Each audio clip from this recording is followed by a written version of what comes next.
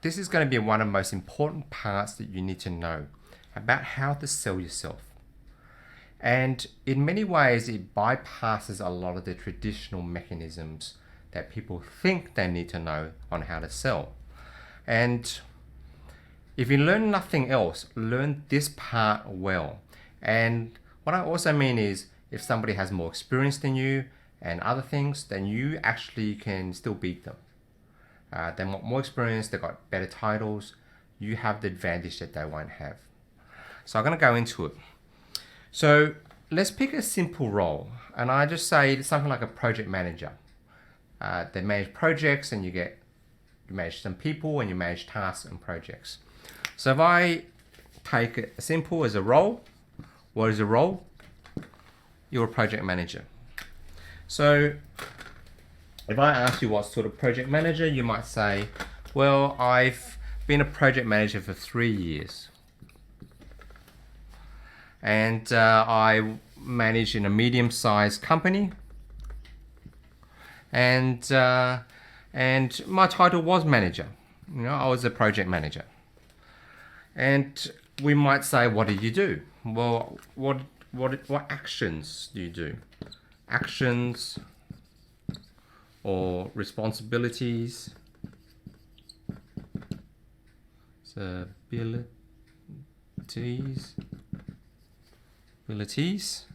what responsibilities did you take? And well, you managed 3 staff on the project. You reported on it and tracked it, the project, and you worked with the CFO, and you managed a $5 million in the end, $5 million transformation projects. So $5 million.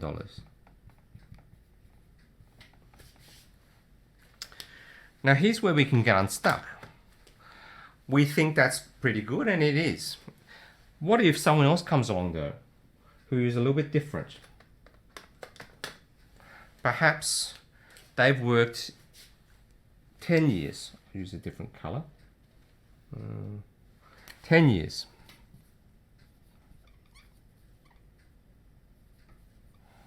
In project management. And they've worked with a larger company. The turnover was much bigger. People have it as a household name. And their title was senior manager.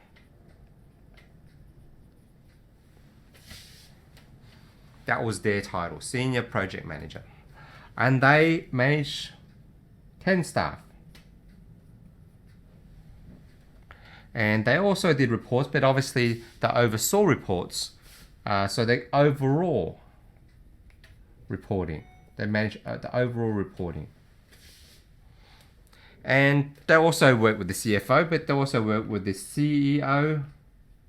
And sometimes they reported to the board. And their project was $15 million. They worked on $15 million projects. So on paper now, this person looks a lot better.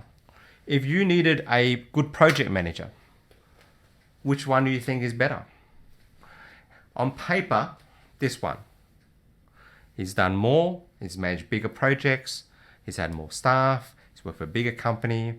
If I take away the equation that you might want somebody who's worked with a smaller company, this person is obviously more qualified at project management than this person, based on these criteria. But have we always known somebody that maybe had the title and worked for the company for a while, but weren't really that good? In fact, people wouldn't hire them now if they knew stuff about them, but they haven't done enough to be let go. So how do you show that you're not that type of person? In fact, how do I know this person's any good? How do I know this person is better than this person? Now, in the modern world, in the way we interview and read resumes, often we don't know. That's all we have to go on. We might put a few things to tweak it and show we have a bit more different dimension or that we did a good job. But most of the time, This is how it's analyzed. So I want to backtrack a little bit. I want you to think about what is the purpose of the role. So for example, you're a project manager. You do project management. What is the result of project management? What is the result of doing those things, doing those tasks? It's obviously to have the project being delivered and run well and delivering a certain result. So let's go back here and just write a few things up then. So the role is you're being something. I'm being a project manager. I do the tasks related to project management and I have certain results.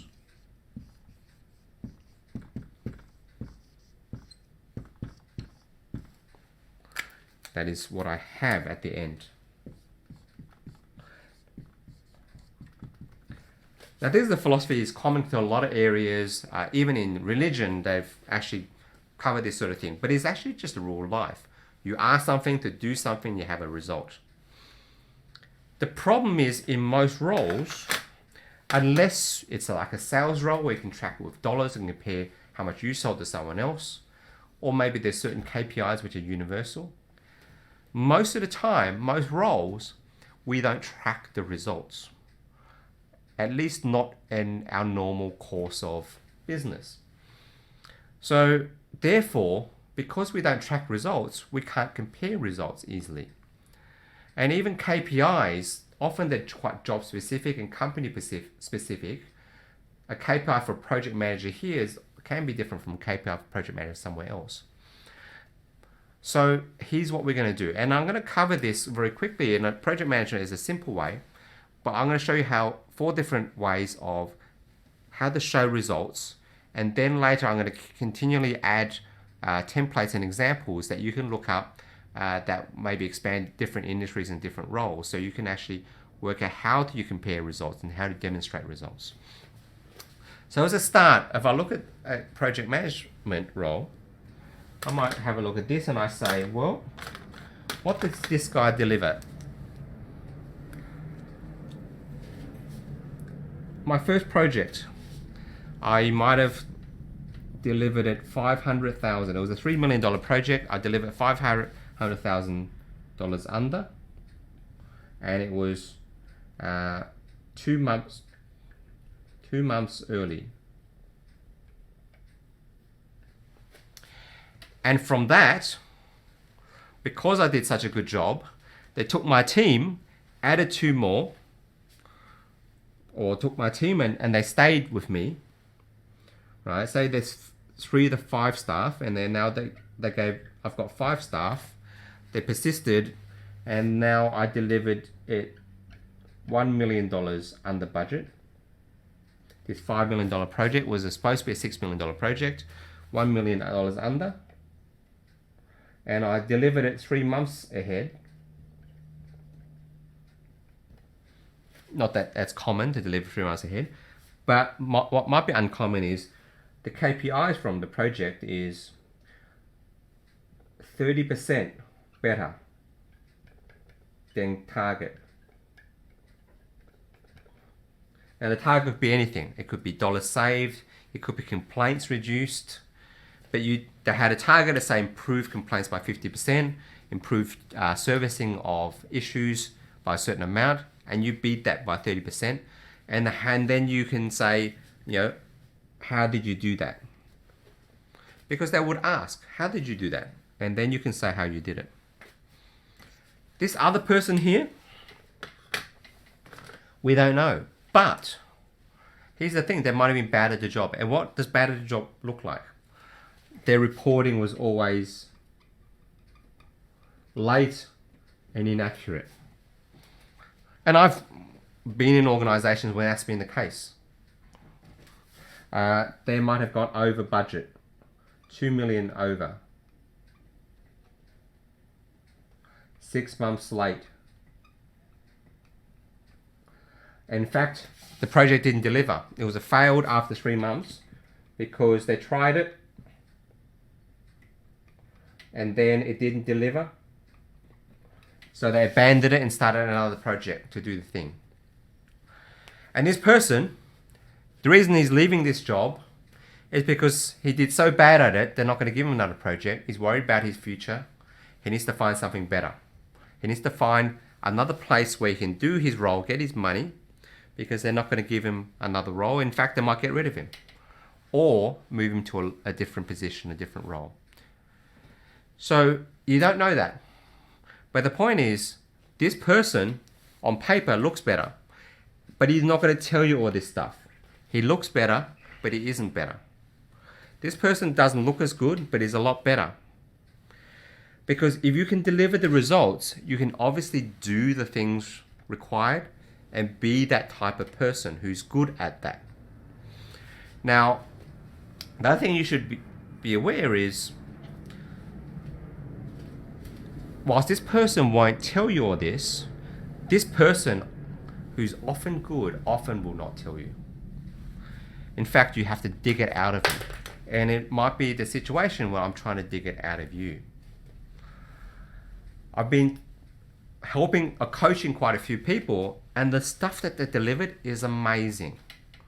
But you would never know. When they turn up at the interview or when you read their resume, they don't have this stuff. Put this stuff in.